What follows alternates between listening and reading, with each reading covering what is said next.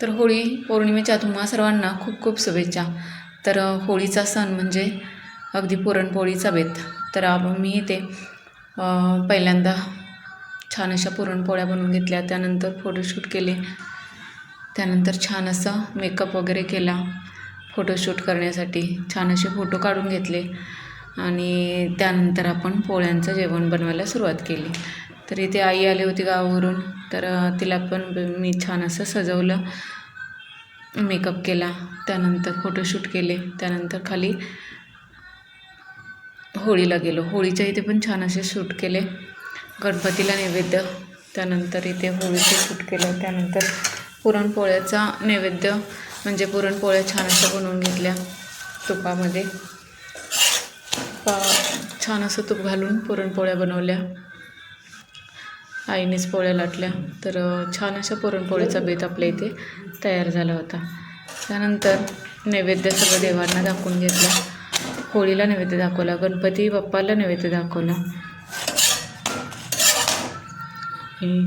छान अशा लुसलुशीत अशा पोळ्या आपल्या इथे तयार झाल्या. तर हा व्हिडिओ आपण पूर्ण सेपरेट असा पुरणपोळ्यांचा सुद्धा बनवलेला आहे त्यानंतर इंग्लिशला. तर तो व्हिडिओ तुम्ही जाऊन पूर्ण व्हिडिओ पाहू शकता आणि प्लीज सबस्क्राईब करू शकता. तर छान अशी टम्म फुगलेली पोळी आपली इथे तयार झालेली आहे.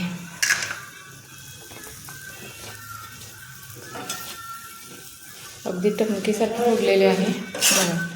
तर अशाच मस्त मस्त रेसिपी आपल्या राणी किचन डिशला असतात आणि छान अशी पुरणाची पोळीची रेसिपीसुद्धा आपल्या राणी किचन डिशला आहे.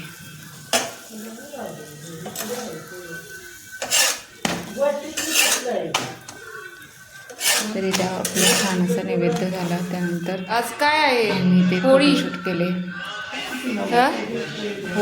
आज काय होळी आहे ना?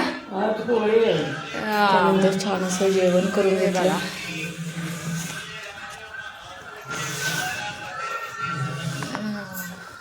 तर होळीच्या सणाला खूप छान असं वाटतं. तर छान असं आपल्या इथे देवांची पूजा करून घेतली. चांगली दिसते. छान असे नथ काढून फोटो काढून घेतले, व्हिडिओ काढले, शूट केलं.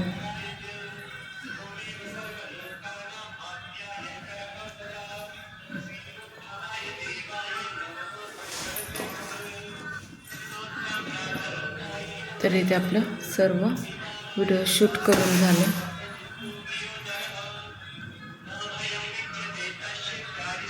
देवांची सुद्धा पूजा करून घेतली.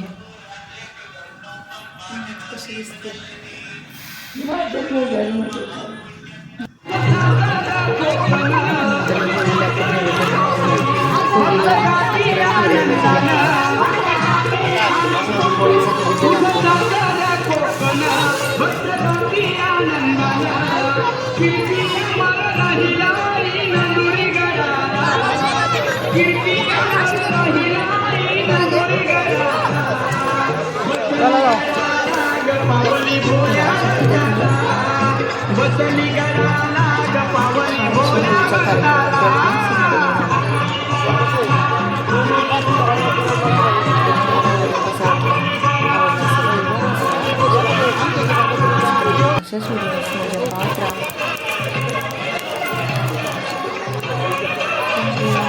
पुढच्या होळीला आता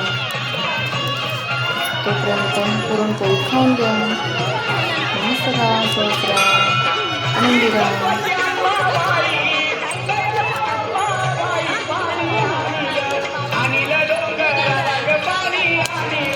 तर होळी हा सण खूप छान असतो. तर तुम्हाला हा व्हिडिओ आवडला असेल तर नक्कीच कमेंट्समध्ये सांगा आणि तुम्हीसुद्धा अशीच होळी करून होळीला छान असं नैवेद्य वगैरे दाखवला का नक्कीच कमेंट्समध्ये सांगा. तर छान असा होळीचा कार्यक्रम पार पडला. Thank you so much.